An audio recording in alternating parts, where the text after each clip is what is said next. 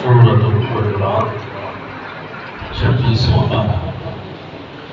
اعوذ باللہ من الشیطان الرجیم، بسم اللہ الرحمن الرحیم۔ یا ایھا الذین آمنوا لا تقدموا بین یدی اللہ ورسولہ واتقوا اللہ ان اللہ سمیع علیم۔ یا ایھا الذین آمنوا لا ترفعوا اصواتکم فوق صوت النبی ولا تجهروا له بالقول كجهر بعضكم لبعض أن تحبط أعمالكم وأنتم لا تشعرون۔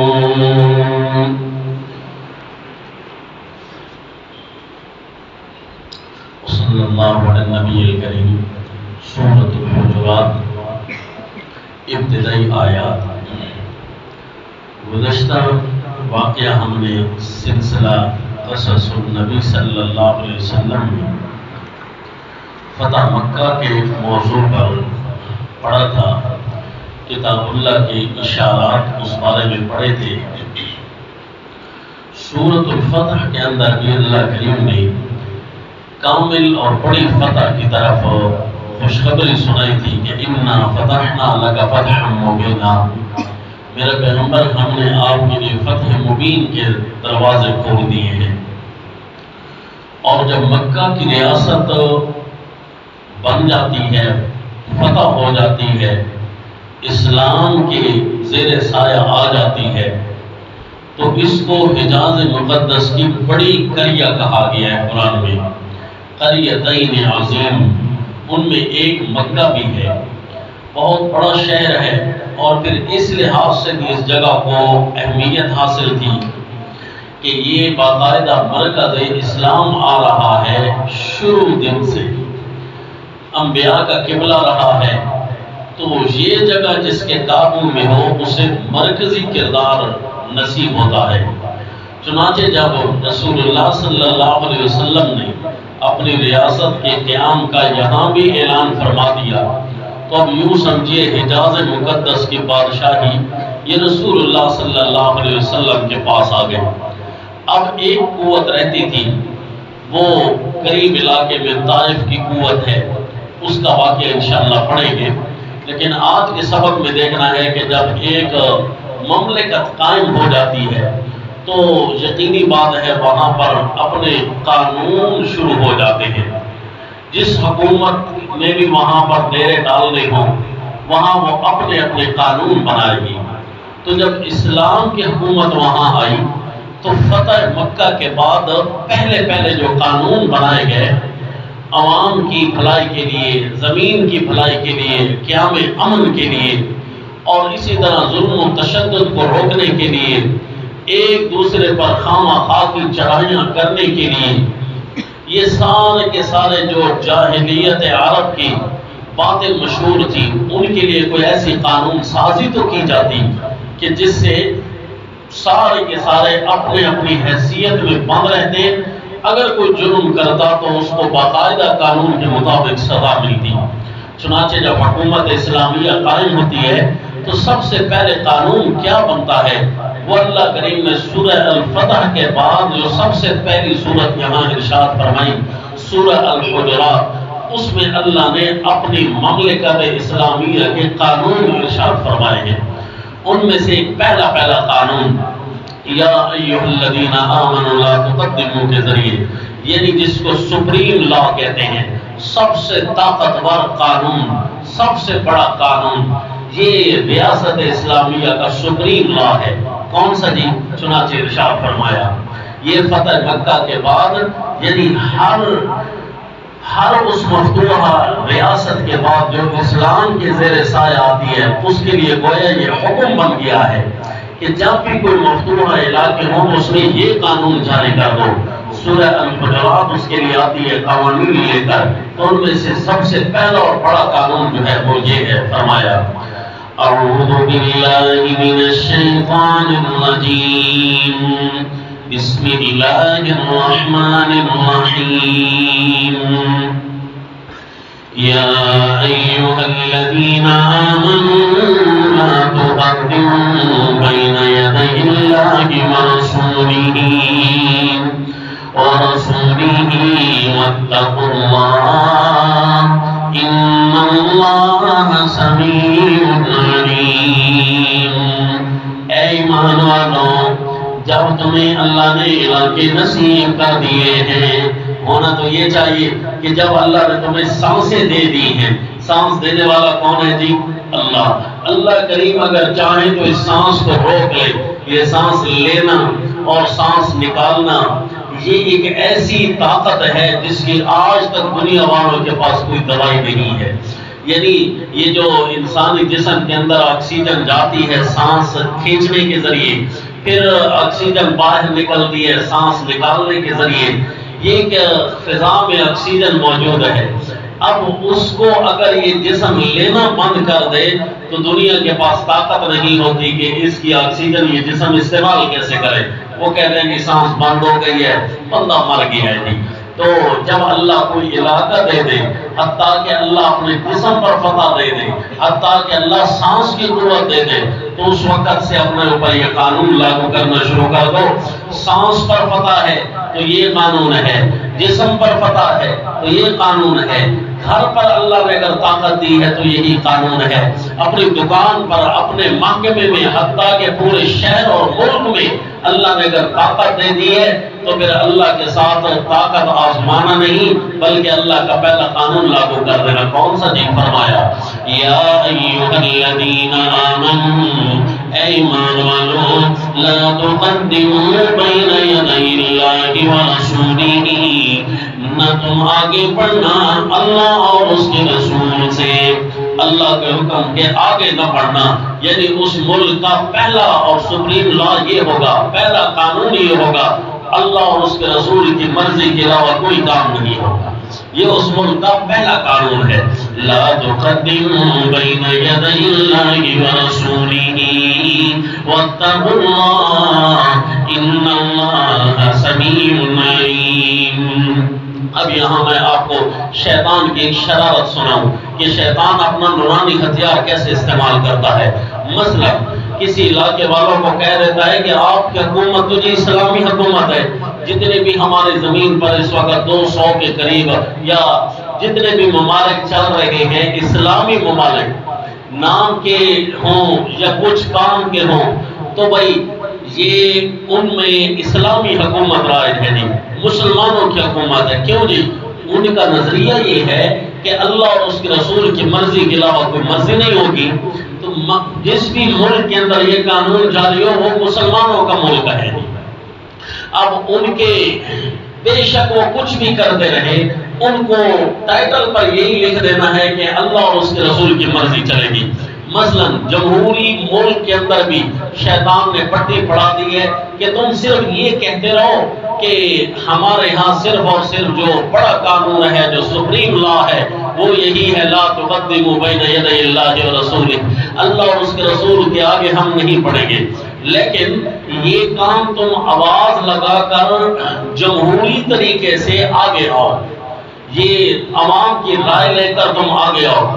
یوں سمجھیے یہ ایسا تناقض پڑھا رہا ہے کہ عام بندہ یہ سمجھنے پر بھی حیران ہو جاتا ہے کہ یہ کر کیا رہا ہے۔ مثلا ایک طرف سے کہہ رہا ہے مرضی اللہ اور اس کے رسول کی چلے گی، اور دوسری طرف سے کہہ رہا ہے جس کے ووٹ زیادہ ہوں گے قانون وہی بنا سکتے ہیں۔ اب کیا مطلب ہے جی؟ جس کے ووٹ زیادہ ہوں گے قانون وہی بنا سکتا ہے، جو صاحب اقتدار طبقہ ہوگا ووٹ سیٹیں ظاہر ہے اس کی زیادہ ہوں گی تو وہ اپنی مرضی کا جو قانون چاہے بنائے۔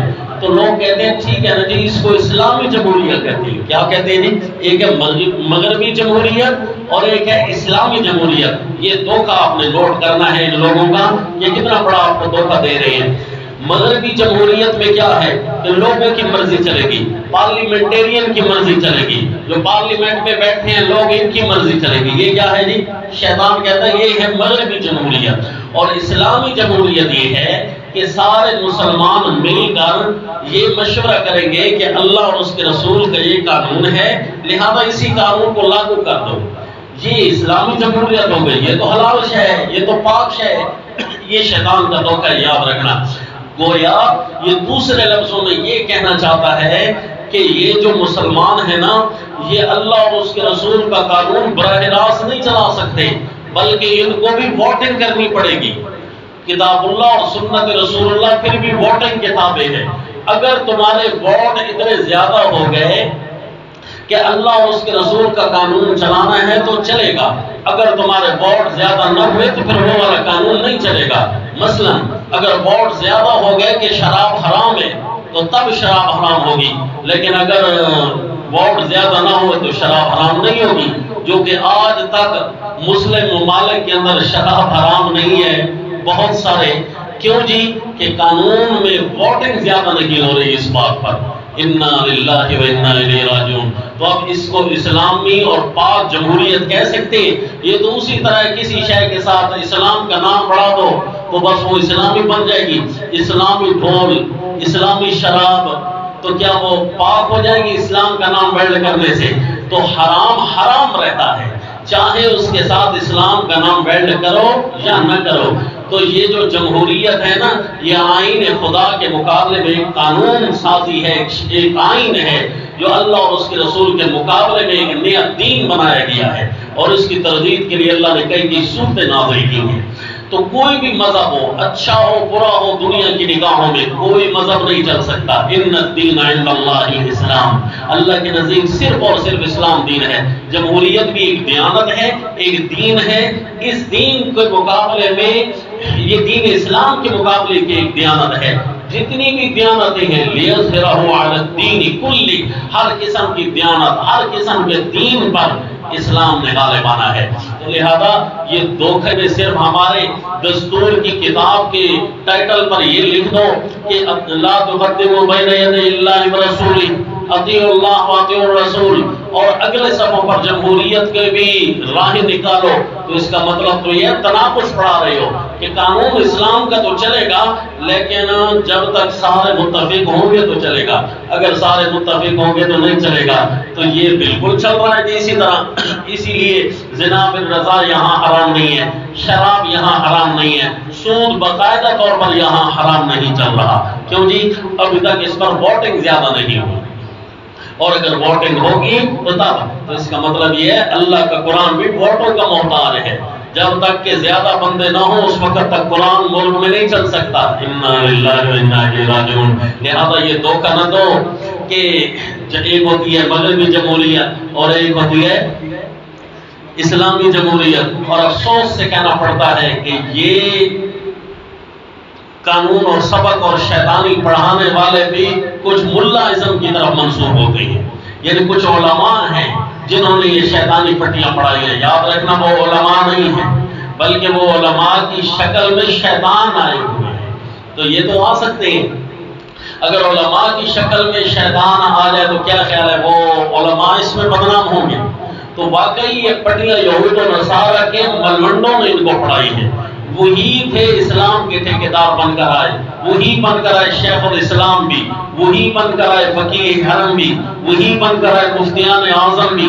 اور وہ اصل میں یہود و نصارہ کے پروردہ ہیں، وہ انہی کے پالتو ہیں. اور انہوں نے آ کر لوگوں کو کہا جی یا ایھا الذین آمنوا لا تقدموا بین یدی اللہ ورسولہ، لیکن ساتھ ساتھ جمہوریت بھی چلائیں گے، سارے لوگوں کی مرضی کو بھی دیکھی جائے گی. لا الہ الا اللہ. قانون تو یوں ہونا چاہیے سارے لوگ ایک طرف ہو جائیں اور اللہ کا قانون ایک طرف ہو، تب بھی اللہ کے قانون کو پاس ہی کرنا ہوگا، اللہ کے قانون کو لینا ہی ہوگا. قرآن کا قانون کسی کے پاس ہونے میں یا کسی کے دستخطوں کا محتاج نہیں ہے. تو فرمایا یا ایھا الذین آمنوا لا تقدموا بین یدی اللہ ورسولہ.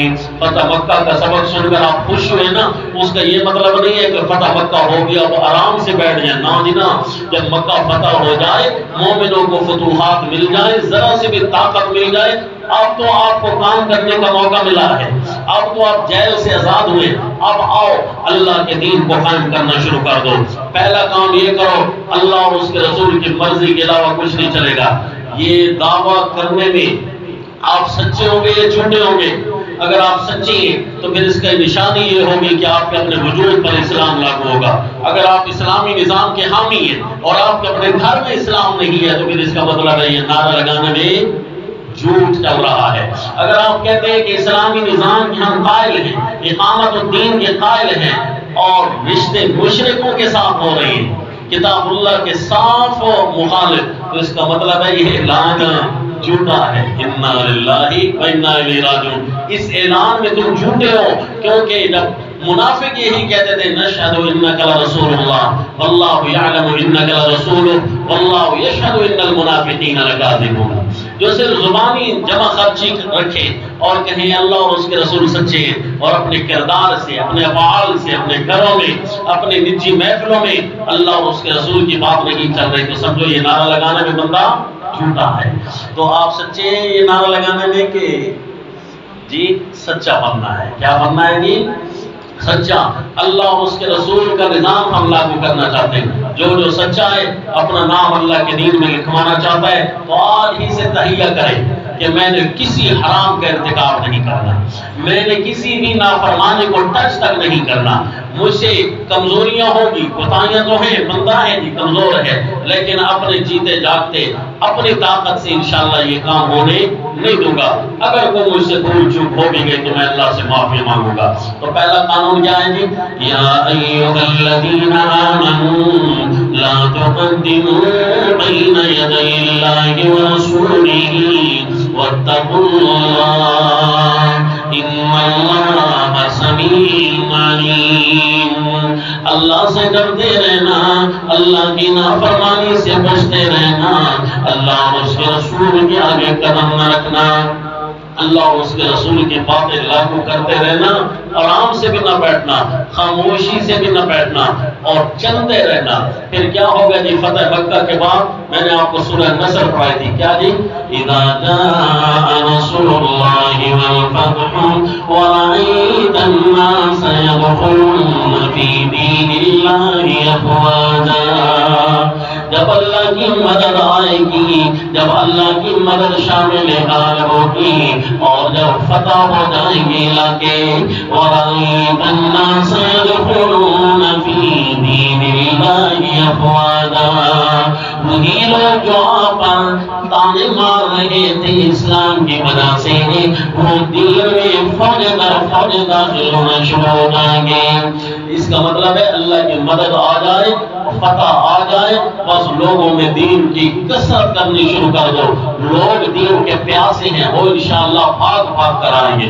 اگر کسی علاقے میں علماء یا دین کے اقامت کرنے والے اگر یہ سستی میں پڑ جائیں، کاہلی میں پڑ جائیں، تو لوگوں میں تو بے دینی پھیلانا شیطان کے لیے پھر بڑا آسان ہوتا ہے، کیونکہ میدان سارا خالی ہو جاتا ہے۔ اور اگر اسلامی فوج، یہ مسلمان، یہ اقامت الدین، یہ اپنے پوری تحریک کے ساتھ رہیں اسلام کی باتیں پھیلاتے ہوئے، تو شیطان کو موقع نہیں ملتا۔ حضرت سیدنا فاروق اعظم رضی اللہ تعالیٰ عنہ کے کزن ہیں حضرت عامر بن نفیل رضی اللہ تعالیٰ عنہ، ان کے اسلام کا واقعہ بھی اسی طرح ملتا ہے۔ ان پر محنت کی گئی ہے۔ محنت کیسے تھی؟ یعنی کوئی خاموشی سے نہیں بیٹھتا، حرکت میں اللہ برکت ڈال دیتے ہیں۔ ان کے ایک دوست تھے، وہ ان کو اسلام کی تبلیغ کرتے رہتے تھے، تو یہ جو ہے اس کی باتیں نہیں مانتے تھے۔ تو ایک دفعہ کا واقعہ یوں ہوا کہ ان صحابی نے دیکھا کہ اس کو میں کوئی پریکٹیکل اسلام سمجھاؤں، اس کو باقاعدہ ورک کر کے اسلام سمجھاؤں۔ تو انہوں نے کیا کیا، جس کے گھر میں جو بت پڑا ہوا تھا نا، جس کی عبادت کرتے تھے، اس بت کو اٹھایا اور جا کر کہیں باہر گندگی میں ڈال دیا۔ تو یہ جب آئے نا گھر، تو اپنے خدا خانے میں دیکھا کہ خدا تو نہیں ہے، تو پھر اس کو ڈھونڈنے چلے گئے، یہ کیا ہو، کس نے اٹھایا ہوگا، کیونکہ بڑی اس نے خوبصورتی سے اس کو سجا کر رکھا ہوا تھا، بڑی اچھی سی لکڑی کا بنا کر رکھا ہوا تھا۔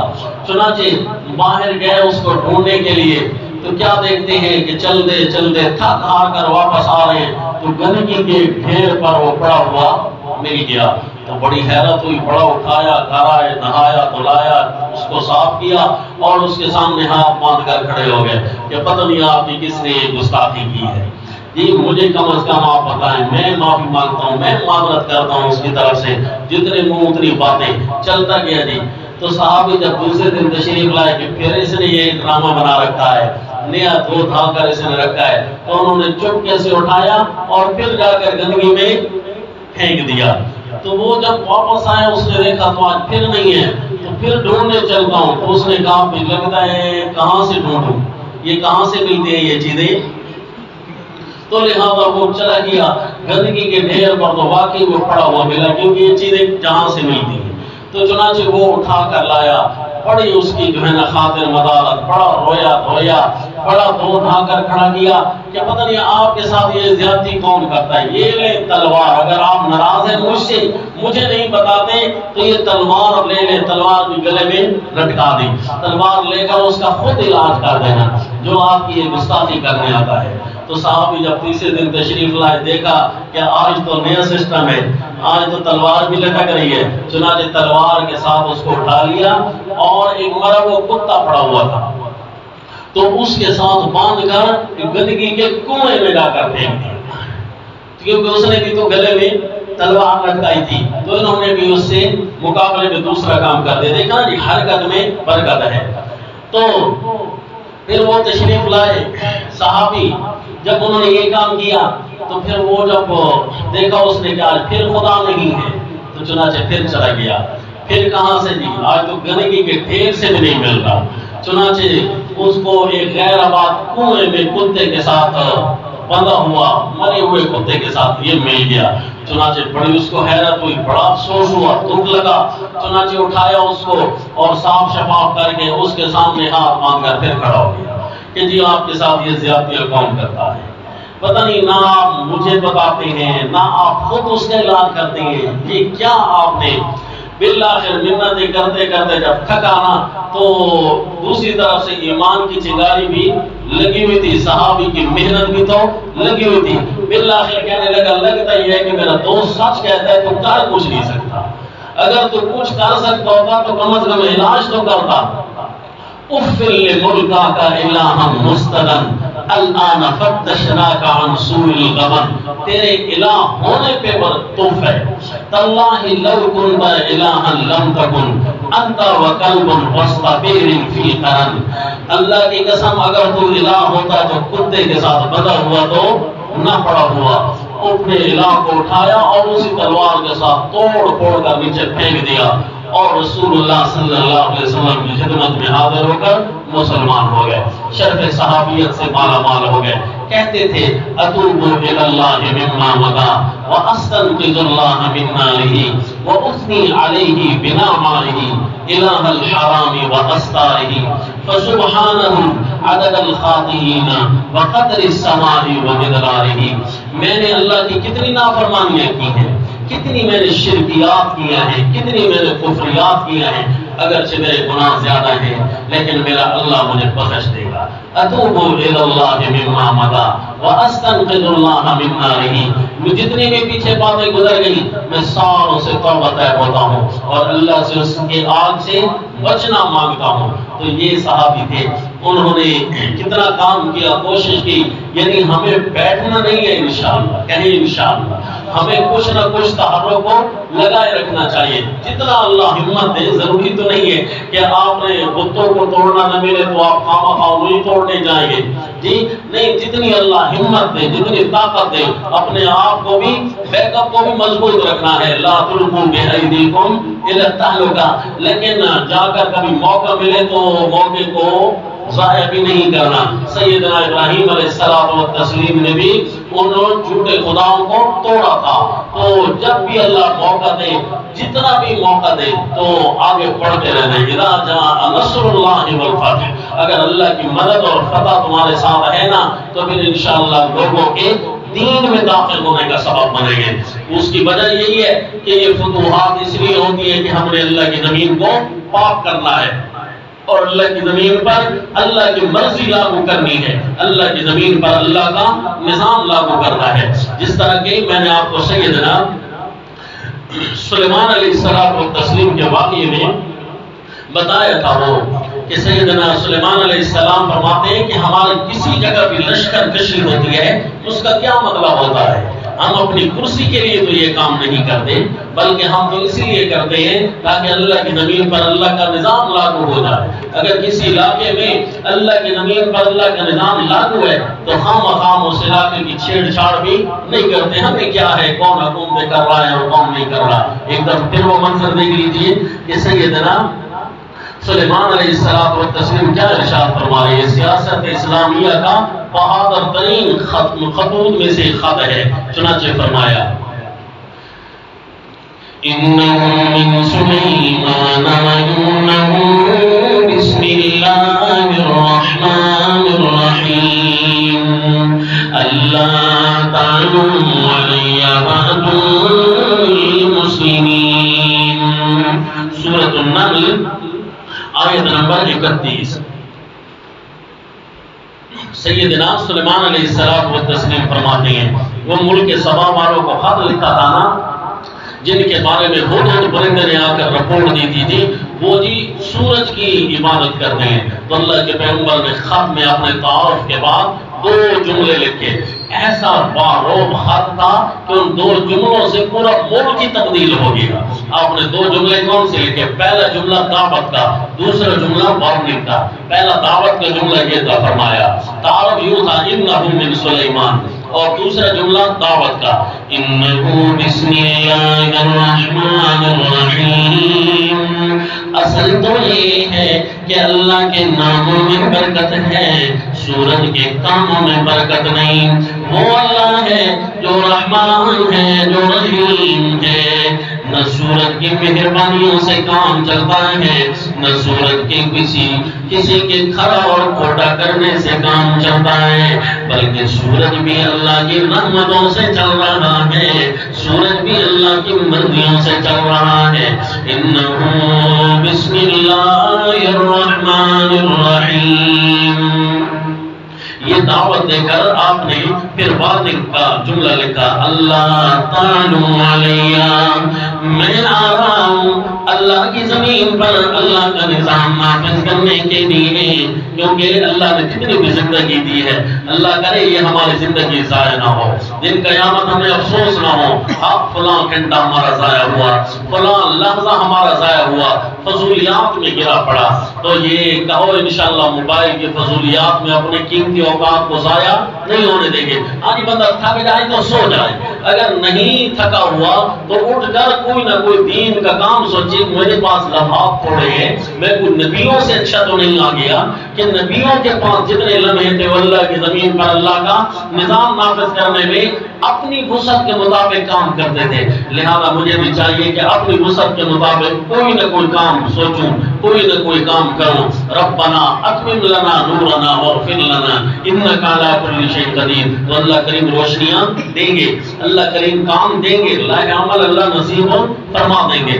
یہ دیکھیے جی سیدنا سلیمان علیہ السلام نے فرمایا اب ان کو کسی چیز کی ضرورت ہے نہیں، کسی چیز کی ضرورت نہیں ہے، ان کا تخت ہواؤں میں اڑتا ہے، ان کی حکومت پانی کی گہرائیوں میں ہے، ان کی حکومت فضا کی بلندیوں میں ہے، ان کی حکومت پرندوں تک چلتی ہے، جنات تک چلتی ہے۔ پھر انہیں ضرورت کس چیز کی تھی؟ اصل ضرورت تھی اللہ کی رضا کی۔ تو اس لیے فرمایا سیدنا سلیمان علیہ السلام نے کہ اس ملک کے خطے پر، زمین کے اس ٹکڑے پر بھی میں آ رہا ہوں جہاں تم رہتے ہو، وہاں پر بھی اللہ کی مرضی کو میں لاگو کرنے آ رہا ہوں۔ اور دھیان کرنا، میرے سامنے کھڑا ہونے کی غلطی نہ کرنا۔ اللہ تعالی علیہ، میرے سامنے آنے کی کوشش نہ کرنا، میرے سامنے سرکشی کی کوشش نہ کرنا، ورنہ اپنے ذمہ دار خود ہو گے، کیونکہ بڑے لوگ ہوتے ہیں نا چھوٹا جملہ بول کر پھر آگے ذمہ داری ڈال دیتے ہیں۔ اللہ تعالی علیہ، میرے سامنے آنے کی کوشش نہ کرنا۔ اگلا جملہ کہا نہیں، لیکن شدت حال اتنی ہے کہ اگلا بندہ خود ہی ڈر گیا کہ بس میرے سامنے آنے کی ہمت کوشش نہ کرنا۔ بس اگلا جملہ خود نے پتا تھا، ورنہ ہم اپنے ذمہ دار خود ہوں گے۔ تو یہ تھے جی اللہ تعالی علیہ، اگر تم چاہتے ہو کہ میں نہ آؤں اور تم خود اللہ کی زمین پر اللہ کا نظام نافذ کرتے ہو تو پھر ٹھیک ہے، وَأْتُونِي مُسْلِمِينَ، میں نہیں آتا پھر تم میرے پاس آ جاؤ اور مجھ سے آ کر نبی سے ایک احکام سیکھ لو اور وہی لا کر اللہ کی زمین پر لاگو کر دینا۔ تو بس یہ سیاست اسلامیہ کا بڑا عالی شان خط تھا جو اس ملک میں داخل ہوا، کوہرام مچ گیا پورے ملک کی، ہر ادارہ ایک دہلنے لگ گیا، کیا ہو رہا ہے؟ سب سے بڑا جو طاقتور ادارہ ہوتا ہے وہ اس ملک کی فوج کا ہوتا ہے، ملک کی فوج والے بھی سر جوڑ کر بیٹھ گئے کہ کیا کریں جی، اگر کوئی لڑائی کرنی ہے تو تیار ہے، اگر کوئی اس کے علاوہ کوئی اور چیز نظر آ رہی ہے تو پھر بتا دو ہمیں کیا کرنا ہے۔ تو پھر ان کی جو بادشاہ تھی عورت، اس نے کہا اس کے ساتھ لگتا ہے لڑائی اچھی نہیں ہے، کیونکہ ان الملوک اذا دخلوا قریۃ افسدوها وجعلوا اعزۃ اہلها اذلۃ، اگر وہ بادشاہ اگر ہم سے شکست کھا گئے تو پھر تو شکست کھا جائیں گے، لیکن دوسری طرف وہ فتح کی خوشی میں یہ خوش فہمی رکھتے ہوئے شکست کو بھولنا نہیں چاہیے۔ اگر بالفرض ہمیں شکست ہو گئی نا، پھر پہلا نمبر ہمارا لگے گا، عوام کا نمبر بعد میں، وجعلوا اعزۃ اہلها اذلۃ، اس شہر کے جو عزت والے ہیں نا پہلا نمبر پھر ان کا لگے گا۔ دیکھتے ہیں کہ اس کے ساتھ مال دولت کی اس کو چاہت ہے، ہمارے ملک کی چاہت ہے، یا واقعی یہ اللہ کا پیغمبر ہے؟ مال دولت دے کر کچھ نہ کچھ اس کا منہ بند کرتے ہیں۔ چنانچہ مال دولت دے کر جب انہوں نے کوشش کی نا سیدنا سلیمان علیہ السلام کو لالچ دینے کی، آگے تو اللہ کے پیغمبر تھے، آپ نے فرمایا اچھا تمدوننی بمال فما آتانی اللہ خیر مما آتاکم، مجھے مال دے کر خریدنا چاہتے ہو، تمہارے مال کے مقابلے میں جو اللہ نے مجھے دیا ہے نا وہ بہت بہتر ہے، تمہاری سوچوں میں بھی نہیں ہے۔ اور جا کر اپنے قوم کو بتا دو کہ وَلَنَأْتِيَنَّهُمْ بِجُنُودِ اللَّهِ قِبَلَ لَهُمْ بِهَا، ہم ایک ایسے لشکر لے کر آئیں گے صرف ان کو تم دیکھ نہیں سکو گے، دیکھنے کی طاقت بھی تمہارے اندر نہیں ہوگی، لا قِبَلَ لَهُمْ بِهَا، پھر اس کے بعد ہم تمہیں ذلیل کر کے وہاں سے نکالیں گے۔ انہوں نے کہا نا جی تم نہ آؤ، ہم خود آتے ہیں، ہمیں پتہ چل گیا واقعی اللہ کے پیغمبر ہے۔ دیکھا جی حرکت میں برکت ہونی چاہیے۔ میں نے آپ کو ایک واقعہ اور بھی سنایا تھا کہ جب فتوحات ہو جائیں تو پھر اس وقت گناہوں کی دلدل میں نہیں پھنسنا، جب خود فتوحات ہو جائیں تو اس وقت لمبی تان کر سو نہیں جانا، جب فتوحات آ جائیں اللہ کے شکریہ ادا کرتے ہوئے حرکت شروع کر دینی ہے، جتنی اللہ نے بس دیا ہے، جتنی کوشش اور ہمت دی ہے۔ اصحاب کہف کے چند نوجوان تھے، ان کے پاس کیا طاقت تھی؟ پوری دوسری طرف سے ملک کی حکومت تھی، لیکن انہیں اتنا تو موقع ملا نا، چند منٹ تو ملے اللہ کا پیغام سنانے کے لیے۔ ان کے چند منٹوں میں اللہ نے اتنی برکت ڈالی، 300 سال کے بعد پورے ملک میں اسلام نافذ ہو چکا تھا، اور اللہ کی قدرت نے ان کی آنکھوں کو دکھایا بھی صحیح۔ اللہ نے اس وقت تک موت نہیں دی جب تک کہ انہوں نے اپنی محنت کا ثمر پا نہیں لیا۔ تو آپ کو واقعہ سنایا تھا کہ یورپ کے علاقے میں آج سے تقریباً 30 سال پہلے کی بات ہے، یورپ کے علاقے میں ایک ایسا دن بھی آیا تھا، ایک جس طرح یہ مہینہ اگست کا چل رہا ہے نا، اسی طرح 30 سال پہلے ایک اگست آئی تھی۔ اس اگست میں تقریباً 3 دن ایک یورپ کی بستی ہے، وہاں مسلمانوں کے خون کی ہولی کھیلی گئی، حتیٰ کہ 50,000 لوگوں کو 3 دنوں میں صرف ذبح کیا گیا، کاٹا گیا۔ ایک تو نا بم کا ہی پھینک دو تو بڑا آسان ہوتا ہے، نہیں کہ انہیں ذبح کیا گیا، مارا گیا، انہیں گولیوں سے بھونا گیا، ایک ایک پورے میدان میں رکھ کر۔ ان کی کوئی پرسان حال نہیں تھا، چیخنے والے بچے، عورتیں، بوڑھے، مردوں کو تو ویسے انہوں نے کاٹ ڈالا تھا، تو ان کی کوئی سننے والا نہیں تھا۔ یہ کفر ان پر چڑھتے آ رہا تھا جس طرح کہ کوئی غریب مال ملا ہوا ہے۔ انہیں روکا تو کس نے روکا؟ ڈرے تو کیسے ڈرے؟ انہیں کسی نے آ کر کان یہ بتا دیا کہ عرب کے چند نوجوان کشتیوں میں بیٹھ چکے ہیں۔ بس چند نوجوانوں کی خبر سنی تو کفر ایسا دبکا کہ پورا یورپ متحرک ہونا شروع ہو گیا۔ نہیں جی نہیں، ہم اس واقعے کی مذمت کرتے ہیں، جو بھی اس کے ذمہ دار ہے اسے قرار واقعی سزا دی جائے گی، اس کو اس کے کیفر کردار تک پہنچایا جائے گا۔ بڑی بڑی قراردادیں منظور ہونے لگی، بڑی افراتفری پھیل گئی، تاکہ وہ جن نوجوانوں کے بارے میں ہم نے سنا ہے نا کہ کشتیوں میں بیٹھ چکے ہیں اور ان کی کشتیوں کا رخ ہمارے یورپ کی طرف ہو چکا ہے، صرف کشتیوں میں بیٹھنا ہی اتنا ولولہ انگیز تھا، تو پھر خود سوچئے جب مسلمان حرکت لاتا ہے تو کتنی اللہ اس کے اندر برکت ڈالیں گے۔ بس قانون یہ ہونا چاہیے، اپنے جسم پر فتوحات کے بعد اور اپنے گھر میں اور جہاں جہاں تک میرا بس ہوگا، میری دکان ہے تو دکان میں، میرا محکمہ ہے تو محکمے میں، میری کو کرسی ہے تو اس کی کرسی کے ارد گرد لا تقدموا بین یدی اللہ ورسولہ، اللہ اور اس کے رسول کی مرضی کے علاوہ کسی اور شے کا راج نہیں ہوگا۔ پھر آپ دیکھیں گے سورج تو چھوٹا ہے، پھر اللہ اس سے بڑی بڑی چیزوں کو خدمتوں پر لگا دیں گے۔ اصحاب کہف سوئے ہوئے ہیں، 300 سال تک سورج کو اللہ نے ان کی خدمت پر لگا دیا۔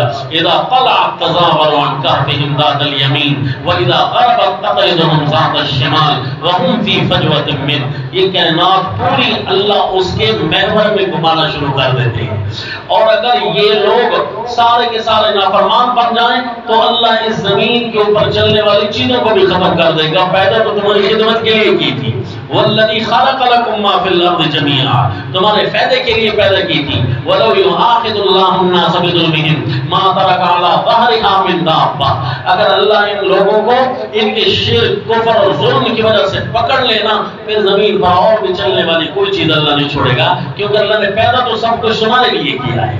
تو یہ زمین کی ساری چیزیں ہمارے فائدے کے لیے ہیں۔ یہ پانی بکھریں گے نہیں، یہ بارش ہمارا فائدہ کے لیے آتی ہے، یہ ہوائیں پرزور نہیں ہوگی، یہ ہمارے فائدے کے لیے آتی ہیں، یہ بادل ہمیں تسکین دینے کے لیے آتے ہیں۔ جب دیکھو کہ بادل بھی عذاب دے رہے ہیں، جب دیکھو ہوائیں بھی بکھر رہی ہیں، جب دیکھو کہ پانی بھی اپنی حدود کو کراس کر رہے ہیں، تو سمجھ جاؤ کہ اللہ نے کوئی نہ کوئی نکارت بجا دیا ہے کہ تمہارے ظلم اب نقطہ عروج کو ٹچ کر رہے ہیں۔ اگر نقطہ عروج کو کراس کرو گے تو پھر اللہ تمہیں ختم کر دے گا، اور اللہ کو تمہاری ضرورت بھی نہیں ہے۔ اگر اللہ نے زمین کو باقی رکھنا ہے تو فسوف یأتی اللہ بقوم یحبهم ویحبونہ، پھر اللہ ایک ایسی قوم کو بھی لے آنے کی طاقت رکھتا ہے جو اللہ کے محبوب ہوں گے اور اللہ ان کا محبوب ہوگا۔ اور اگر تم ہی سیدھے ہو جاؤ تو اللہ زمین و آسمان کی برکات کے دروازے تمہارے لیے کھول دیں گے۔ وَلَوْ أَنَّ أَهْلَ الْقُرَىٰ آمَنُوا وَاتَّقَوْا لَفَتَحْنَا عَلَيْهِمْ بَرَكَاتٍ مِّنَ السَّمَاءِ وَالْأَرْضِ، زمین و آسمان کی برکات ہم ان کے لیے کھول دیں گے۔ اب فیصلہ ہمارے ہاتھ میں ہے کہ ہمیں اپنے اللہ کے دین کو اپنے اوپر لاگو کرنا ہے۔ اگر ہم سچے ہیں کہ اللہ کی زمین پر لاگو کرنا ہے تو پہلے اپنے آپ کو اپنے گھر میں، اپنی چار دیواری میں، اپنے کاروبار میں، حتیٰ کہ اپنے چلتی ہوئی ریڑھی پر بھی اللہ کا نظام نافذ کرنا ہے۔ تو پھر دیکھنا ہے انشاءاللہ اللہ زبان میں بھی برکت ڈالیں گے، اللہ تعالیٰ ہاتھوں میں بھی برکت ڈالیں گے۔ پھر اس مومن کی نظر میں اتنی تاثیر ہوگی، جہاں جہاں پر یہ دیکھتا جائے گا وہاں اللہ کی رحمت کی روشنیاں پڑنی شروع ہو جائیں گی۔ وما علینا الا البلاغ۔ الحمدللہ۔